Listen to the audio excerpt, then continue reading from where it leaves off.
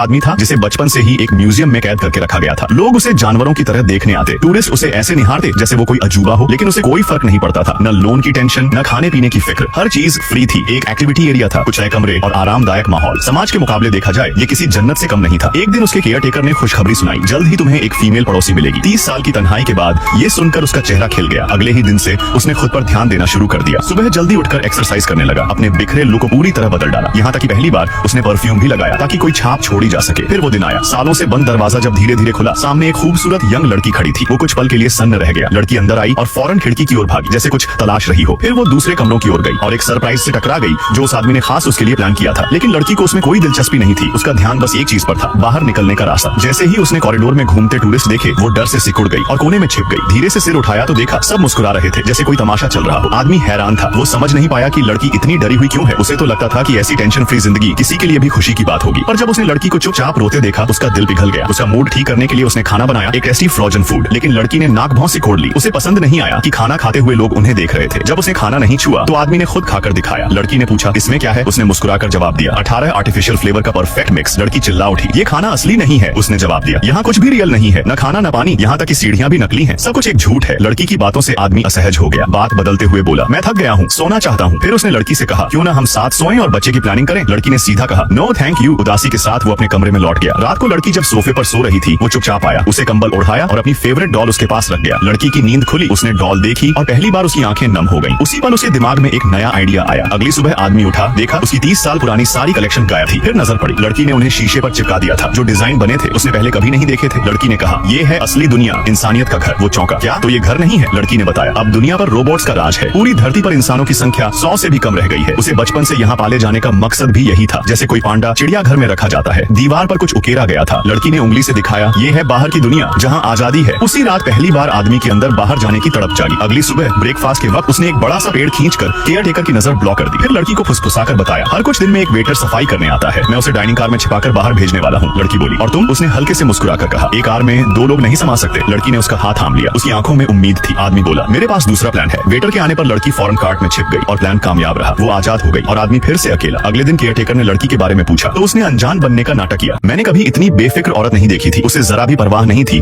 कि टेबल पर रखी चॉकलेट उसकी है या नहीं। बस रैपर खोला और सीधे मुंह में डाल ली। सामने बैठा आदमी हैरान रह गया, ये तो मेरी चॉकलेट थी ना। उसने भी तुरंत एक टुकड़ा तोड़कर खा लिया। लड़की ने सब देखा, फिर होठों पर हल्की सी शरारती मुस्कान आ गई। जब वो फोन पर बात कर रही थी, कैमरन ने अपनी नोटबुक में उसका स्केच बना लिया। लेकिन बातचीत करने से पहले ही उसका सेशन आ गया और वो ट्रेन से उतर गई। कुछ देर बाद कैमरन अपनी मंजिल पर पहुंचा और बैग समेटा। तभी देखा उसकी चॉकलेट तो जेब में ही थी। मतलब जो खाया वो लड़की की चॉकलेट थी। उसे याद आया जाते वक्त लड़की कैसे देख रही थी। कैमरन हंस पड़ा। कुछ दिन बाद वो फिर उसी ट्रेन में मिले। कैमरन ने उसे वो स्केच गिफ्ट किया। लड़की को बहुत पसंद आया, बातों में गजब का तालमेल निकला। लेकिन अगले सेशन पर लड़की ने स्केच लौटा दिया। पीछे लिखा था उसका कॉन्टैक्ट, वो मुलाकात, वो चॉकलेट किस्मत की डोरी बन गई। जल्द ही शादी हुई, एक प्यारा सा बच्चा भी हुआ। जिंदगी बहुत खूबसूरत लगने लगी और हादसे कभी बताकर नहीं आते। एक रात कैमरन बाथरूम में बेहोश हो गया। पूरा 1 घंटा होश नहीं आया। असल में 1 महीने पहले ही उसे एक लाइलाज बीमारी का पता चला था। लगातार आने वाले एपिलेप्सी अटैक्स ने जीना मुश्किल कर दिया था। मगर अब क्लोनिंग टेक्नोलॉजी काफी आगे बढ़ चुकी थी। बस DNA दो और एक नया तुम बनकर तैयार। कैमरन ने बिना वाइफ को बताए अकेले ही क्लोनिंग का फैसला किया। वो पहाड़ों में एक सीक्रेट लैब गया जहाँ एक महिला डॉक्टर ने स्वागत किया। डॉक्टर ने कहा, नए क्लोन से वो सभी बीमार जीन हटा दिए गए हैं। कैमरन इमोशनल हो गया। जब उसने पहली बार अपने क्लोन को देखा तो सन्न रह गया। चेहरा, त्वचा, आंखें, सब कुछ इतना असली था कि डर लगने लगा। वो कांप गया, यही इंसान अब मेरी बीवी बच्चों के साथ रहेगा। घर लौटकर उसका मन अशांत था। डॉक्टर लगातार ईमेल कर रही थी, तैयारी करो। लेकिन उसी रात वाइफ ने बताया वो दोबारा प्रेग्नेंट है। अब कैमरन को लगा उसके पास कोई चॉइस नहीं। क्लोन सब समझता था क्यों उसे बनाया गया। डॉक्टर और क्लोन की बातचीत से साफ था उसे कैमरन की पूरी यादें ट्रांसफर की गई थी। उसकी पसंद नापसंद, खाना, बोलने का अंदाज, सब क्लोन में मौजूद था। टेस्ट फेज में कैमरन ने देखा क्लोन वीडियो कॉल पर उसकी बीवी से बात कर रहा था और उसे शक भी नहीं हुआ। कैमरन को लगा जैसे वो अपनी ही जिंदगी का एक बाहरी किरदार बन गया है। उससे सहा नहीं गया, कॉल बंद कर दी। क्लोन को दुख हुआ, उसने माफी मांगी। कैमरन की तबीयत अब लगातार गिरने लगी थी। वक्त आ चुका था आखिरी अलविदा कहने का।